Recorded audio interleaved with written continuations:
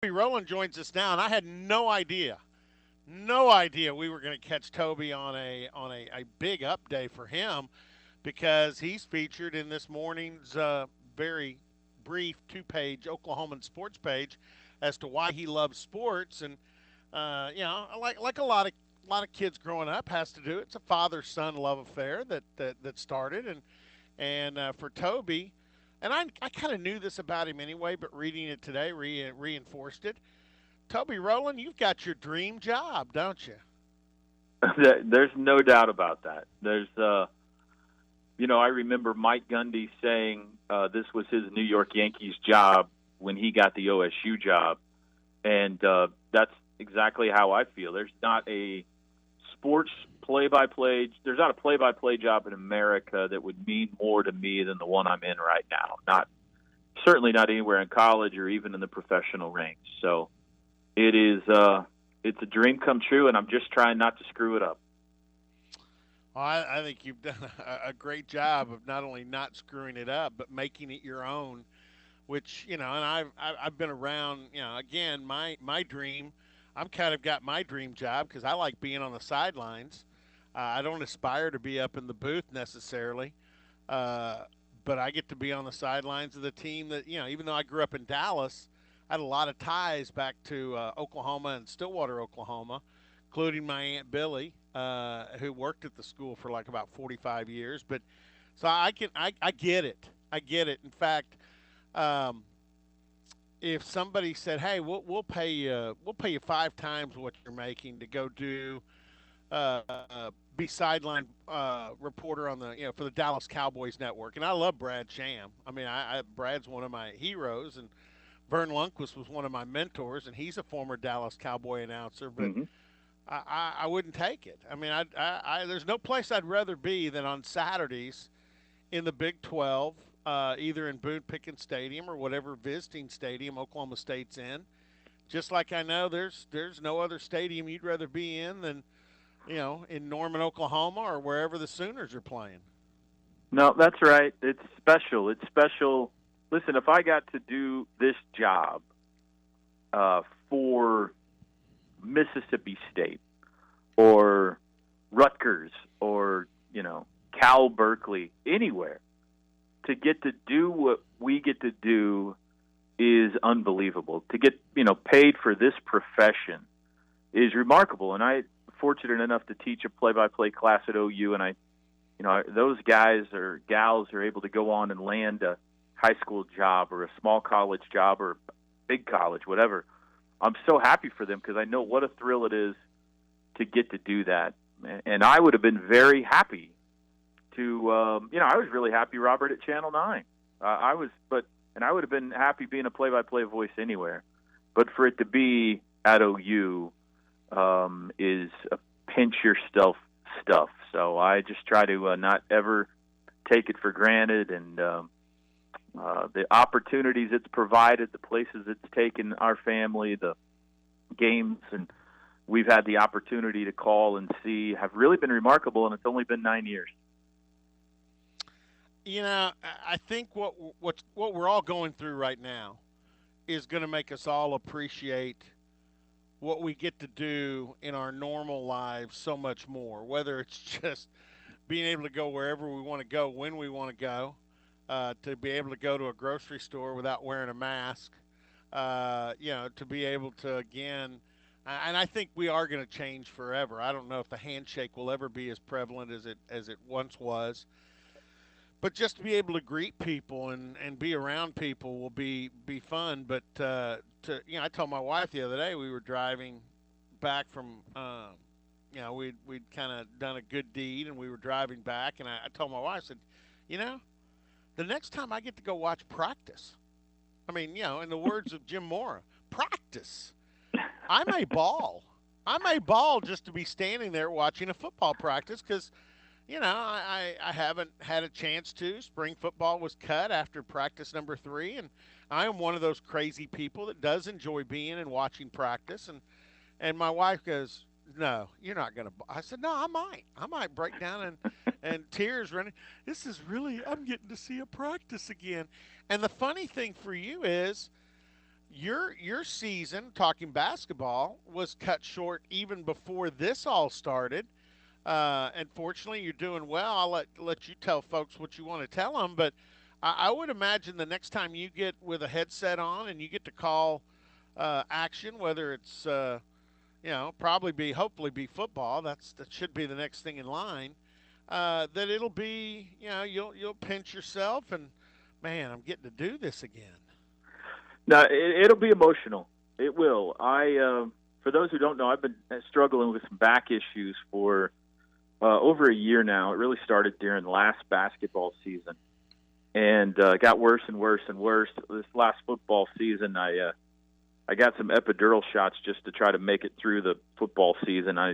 Poor guys in our radio booth. I think I spent more time on the ground during commercial breaks and in pregame and postgame shows than actually in a chair this past year. And it finally got to the point in February where I had to have surgery. I couldn't go on road trips anymore with the basketball team, and it was almost too agonizing to get to Norman and back for even home games. So I had surgery, and I missed the last 3 weeks of the regular season, and was going to have to miss the Big 12 tournament, but that was going to be the last thing I had to miss. Surgery went great. Back was feeling great, and I was going to come back for the NCAA tournament and then the rest of the college baseball season.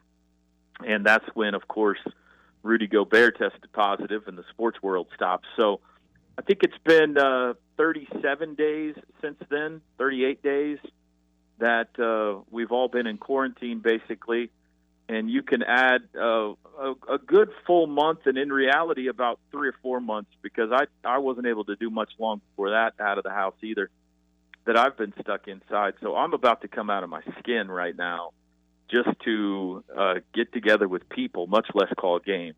But certainly the next opportunity that there is to get in front of a microphone this fall, I would assume, it will be emotional. I miss it. I miss being around the crew. I miss being around the coaches and the players and the fans and the energy and the everything that runs with a game day and the preparation. I miss the preparation, getting boards together and doing the interviews and all the stuff that goes into what becomes our weekly routines has been missing from my life for quite some time. So I'm looking forward very much to us as a nation getting back on our feet again, so that we can all get our, what I just said is copy and paste for millions of people right now, whether they're restaurant owners, whether they run a hotel, a church, whatever the case may be, schools, teachers. So we're all eager to get back in the saddle again. And well said. And we've had John Walters on this week. John Morris was on with us yesterday. We've talked to David Lawrence at KU. Coming up next hour, John Denton from TCU. So we bounced around the Big 12 pretty good. And we've asked everybody, kind of, hey, what's it like? Well, I mean, we kind of know what it's like in Oklahoma. But what I was going to ask is, you're around, or I guess privy to an athletic director that I think is probably on the front lines in this. Joe Castiglione has served on some of the most prominent committees. I think he's a real leader amongst athletic directors in the country. What's the feel you're getting? And I know what we hear from Joe publicly. I know this. I don't want to put anybody in danger, but it's kind of like, and I know Mike Gundy got in trouble for some of his comments, but I say this, Toby. Players want to play, coaches want to coach, announcers want to announce. So we're all going to be a little overly eager to get past this and get back into what we do. We don't necessarily control that, but when you put your ear to the ground, what are you hearing or what are you feeling? Well, I have talked to Joe quite a bit through this, both on my radio show and off the air. We have a good relationship, and we communicate frequently. And what you said is absolutely correct. I think he is on the front lines as far as one of the athletic directors around the country. One of the leaders in collegiate athletics nationally to which people look for their opinion, for their advice, all that kind of stuff. So I think he's been at the forefront of this as well. And I think his attitude is, well, first and foremost, obviously, they're not going to do anything unless it's safe for the athletes, for the fans, whatever. That's a given. That's going to be the case for everybody. And we are eager, and we all can't wait. But at the same time, they're not going to put themselves in a position where anything regrettable happens. But secondly, when I think of Joe, I think it is very evident that he and his staff are determined that when they come out of this, when the green light is given, they're going to be ready and try to have the best possible plan so that they're ahead of everybody else, so that they, they've already gone through all the contingencies, and when the green light's given, they can hit the ground running. And even between now and then, when it comes to what you can do with your teams and the virtual meetings and all that kind of stuff, try to be on the cutting edge of all of that.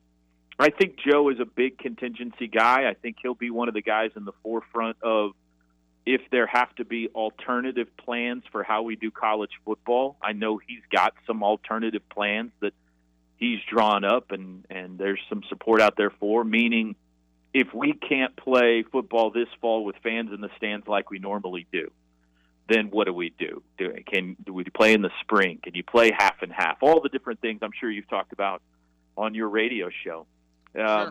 So I think that it is – I haven't been to Joe's office through this, but I imagine there is a white grease board in there, maybe 7 of them, with every possible contingency of how we're going to come out of this, and it probably changes on a day-by-day basis. That's just how his brain works. But I think personally that we're going to play football as normal this fall. I think it's, I believe in the genius and ingenuity of the American spirit, of the human spirit. I think we're going to, we're already making good strides. I think yesterday's press conference was a good stride. We're going to come up with some medical breakthroughs. We've got the smartest minds in America, leading these task forces. And so I think we're going to come out and play football in the fall just like we normally do. But if we don't, there will be a college football season of some sort. Maybe it's in the spring, maybe it's without fans in the stands. But barring something catastrophic, they'll find a way to play college football safely in America. 1, because we need it, our psyches need it, and 2, because it just means too much to making sure everything continues to operate. Hey, one last thing. Toby Rowland with us, voice of the Oklahoma Sooners. I've had this conversation with a lot of people, too, and with the name, image, and likeness thing going on somewhat simultaneously, although on the back burner, even Commissioner Bob Bowlesby has said that. And then, coming to light that safety has to be the highest priority for a college football season to happen.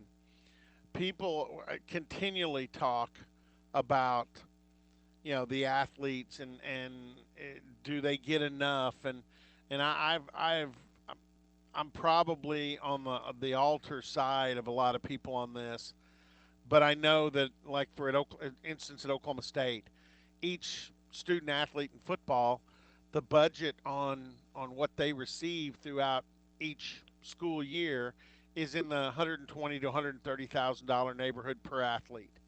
Because you talk about room, board, scholarship, you talk about academic tutoring, you talk about gear, coaching, all of the things that go in to even cost of living or cost of attendance stipend, which some places is $4,000 to $5,000 a check per semester.